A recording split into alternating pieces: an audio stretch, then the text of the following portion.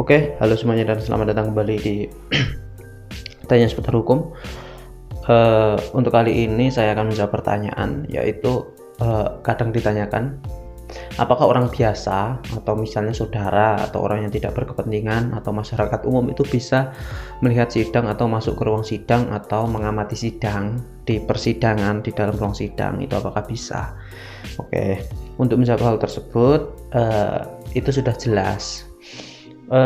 Kadang ketika Anda sedang berada di pengadilan itu pasti ada pengumuman biasanya bahwa antara pihak penggugat dipanggil masuk ruang sidang. Pihak penggugat atas nama siapa dan pihak tergugat atas nama siapa dimohonkan untuk masuk ruang sidang nomor 3. Mohon masuk ke ruang sidang nomor 3 berserta kuasa hukumnya. Dan setelah itu biasanya majelis hakim akan membuka persidangan secara langsung di depan para pihak, bahwa nomor perkara 131 PDTG 2021 PN mana PA mana Pengadilan Agama Jakarta dibuka dan terbuka untuk umum atau dibuka dan tertutup untuk umum. Itu jadi kuncinya di situ. Pada intinya di pengadilan itu ada dua proses pengadilan. Yang pertama itu ada pengadilan yang terbuka untuk umum, peradilan yang terbuka untuk umum, ada juga yang peradilan tertutup.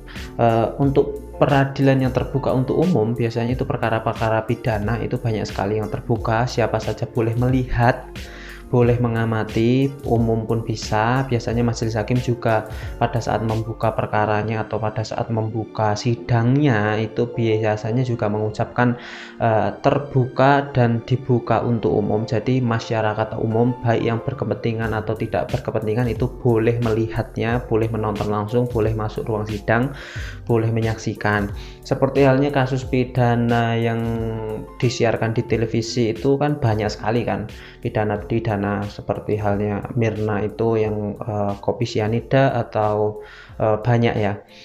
Yang kedua itu yaitu persidangan yang tertutup dan ditutup juga untuk umum. Jadi ketika persidangan itu tertutup ya dan ditutup untuk umum, maka hanya pihak-pihak yang berkepentingan saja yang boleh masuk ruang sidang. Pihak-pihak yang berkepentingan itu siapa saja? Misalnya para pihak penggugat atau tergugat. Selain itu kuasa hukumnya, pihak penggugat atau tergugat kuasa hukumnya bisa. Setelah itu saksi-saksi yang bisa dihadirkan itu boleh masuk ruang sidang. Hanya itu saja, selain itu tidak boleh masuk ruang sidang. Contohnya untuk persidangan yang tertutup untuk umum itu biasanya apa? Persidangan perceraian di pengadilan agama itu semuanya tertutup untuk umum karena menyangkut masalah rumah tangga, masalah pribadi dan aib pribadi masing-masing. Saya yakin itu pasti tertutup untuk umum. Selain itu ada pengecualian juga. Di dalam pasal 80 ayat 2 Undang-Undang Peradilan Agama itu semuanya banyak sekali yang tertutup untuk umum. Selain itu pasal 70 ayat 2 Undang-Undang PT-UN itu apabila majelis hakim memandang bahwa sengketa yang terjadi itu menimbulkan konflik atau dirasa kalau ditampilkan secara umum itu nanti banyak mudorotnya atau lebih sedikit manfaatnya, itu bisa dibuat tertutup. Selain itu untuk undang-undang militer yang terkait dengan kesusilaan itu juga tertutup untuk umum. Seperti itu. Selain itu banyak yang terbuka untuk umum. Kasus-kasus pidana itu biasanya juga terbuka untuk umum.